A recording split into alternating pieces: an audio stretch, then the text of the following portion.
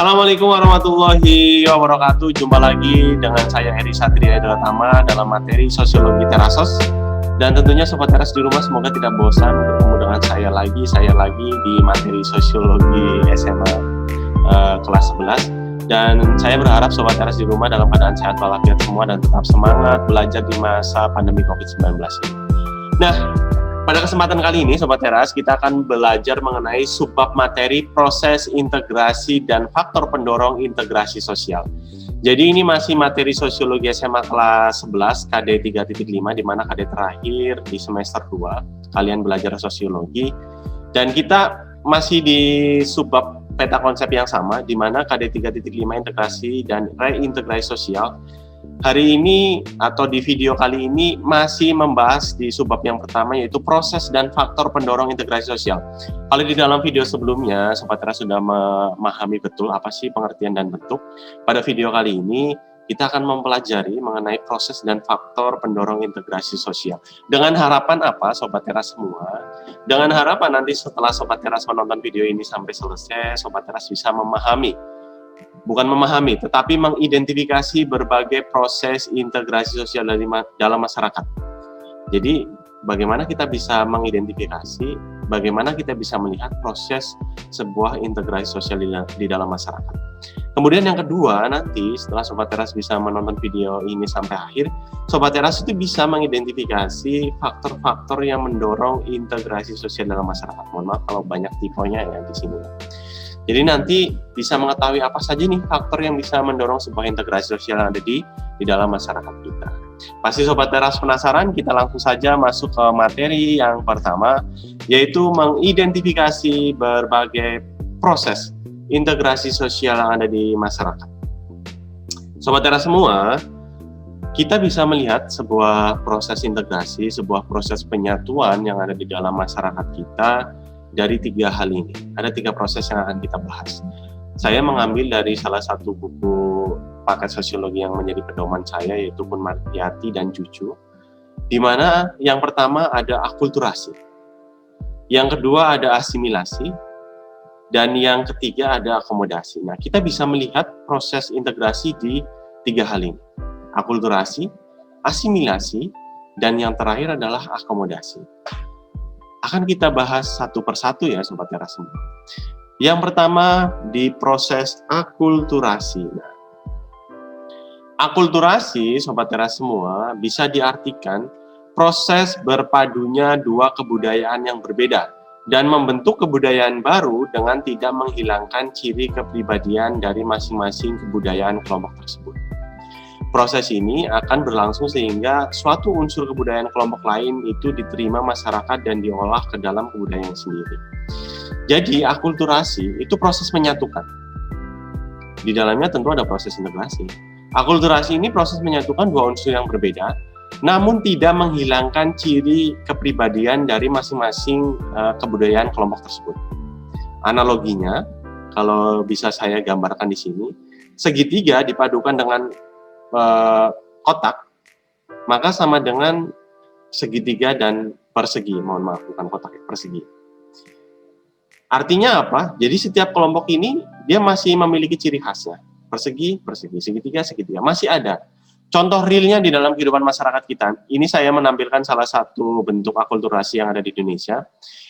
Masjid Menara Kudus. Di mana ini adalah perpaduan 2 unsur yang berbeda, yaitu antara agama Hindu dengan agama Islam. Ciri khasnya masih ada, masih bisa kita lihat di sini, di mana masjid ini masih ada kubah seperti kaligrafi Islam, Arab, mohon maaf, kaligrafi Al-Quran. Ini artinya dia masih ada ciri khas Islamnya. Namun di sisi lain, dia juga masih menampilkan ciri khas dari kebudayaan Hindunya. Misalnya ada ukiran-ukiran batu.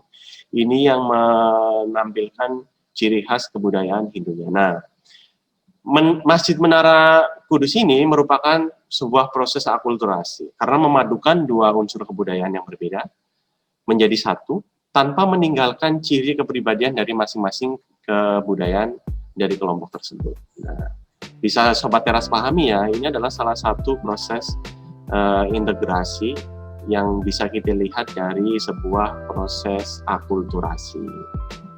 Bisa dipahami ya? Kemudian yang kedua, asimilasi. Nah, kita bisa melihat proses sebuah integrasi sosial di dalam asimilasi.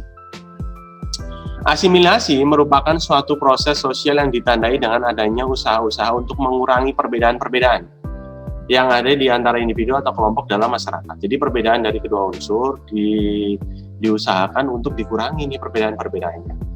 Namun di dalam asimilasi ini, kedua kelompok yang melakukan asimilasi, maka batas-batas antar kelompok itu akan hilang dan keduanya melebur menjadi satu dan menjadi sebuah kelompok yang baru atau menjadi sesuatu hal yang baru, unsur baru.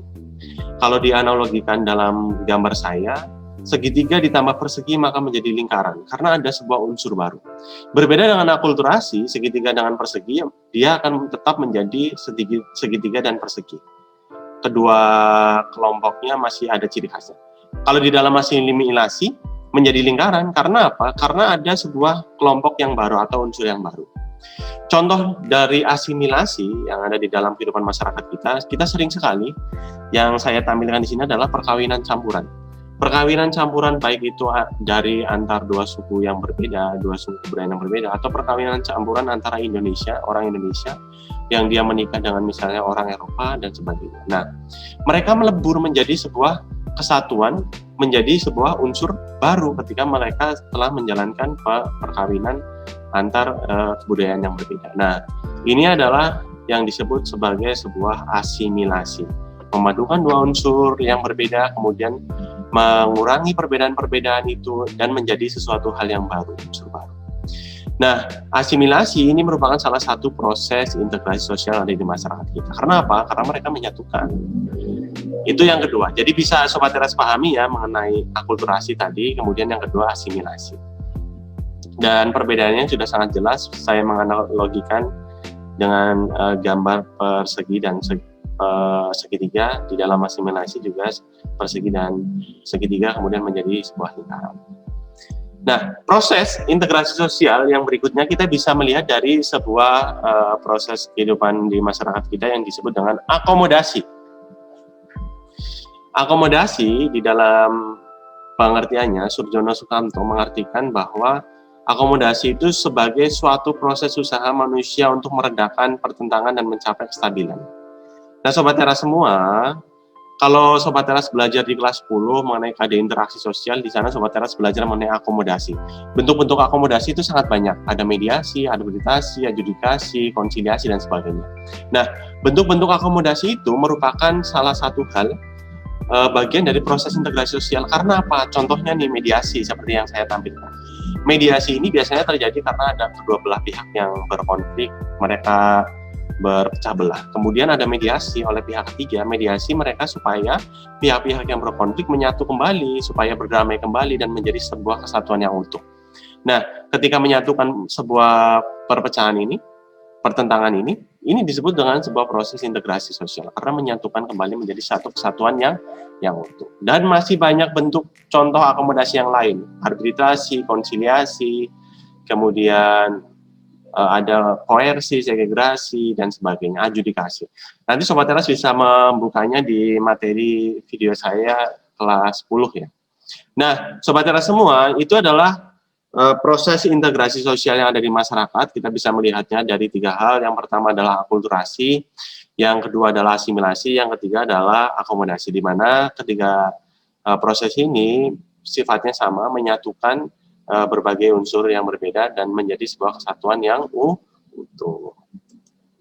Kemudian kita masuk ke tujuan video pembelajaran yang kedua, yaitu mengenai faktor yang mendorong integrasi sosial. Jadi Sobat Teras, apa saja nih faktor yang bisa mendorong sebuah integrasi sosial yang ada di masyarakat kita supaya menjadi satu nih? Enak dilihat ya kalau kita bersatu gitu. Integrasi sosial sebagai sebuah proses sosial dapat dicapai karena ada berbagai faktor internal dan eksternal yang mendorong proses tersebut. Lalu apa saja faktor-faktor yang mendorong integrasi sosial? Yang pertama, integrasi sosial dalam terwujud di dalam masyarakat kita harus ada toleransi terhadap kelompok-kelompok manusia dengan kebudayaan yang berbeda.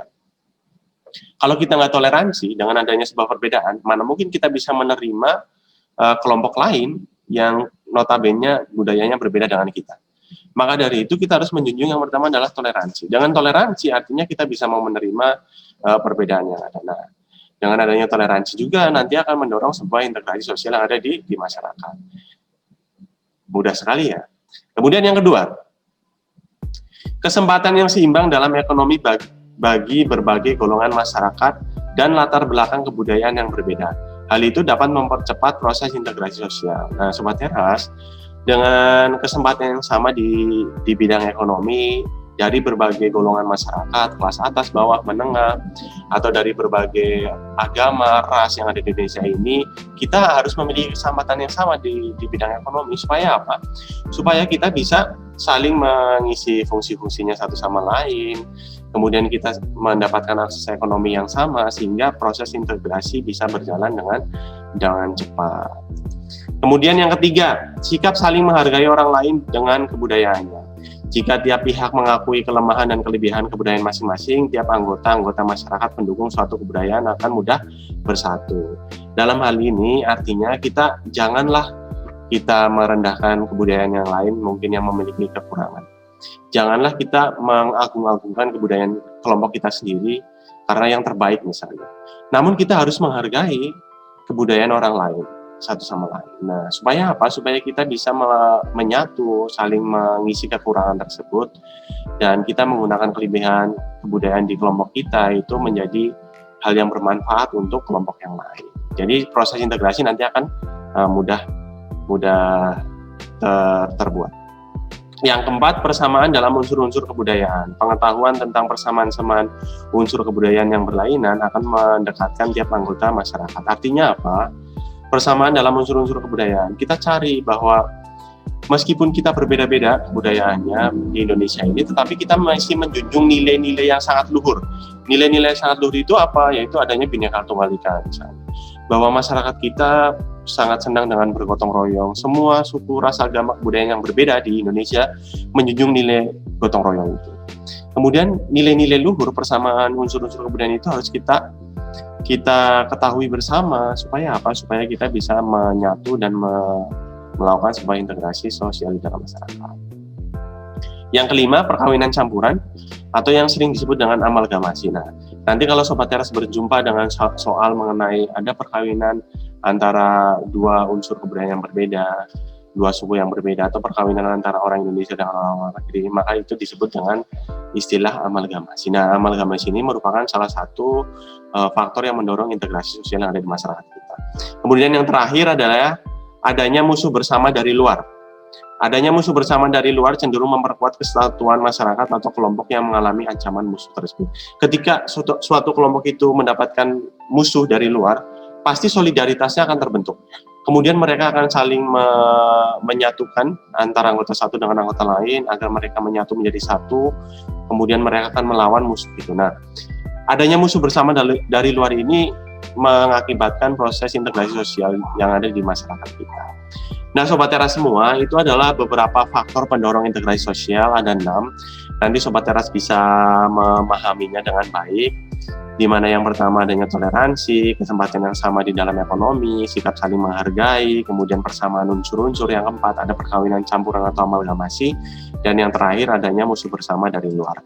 Dan Sobat Teras semua yang ada di rumah, kita telah usai mengenai materi proses integrasi sosial yang ada di masyarakat dan faktor-faktor pendorong integrasi yang ada di masyarakat. Semoga bermanfaat dan sampai jumpa di materi sosiologi kelas 11 KD 3.5 berikutnya. Assalamualaikum warahmatullahi wabarakatuh. Dadah.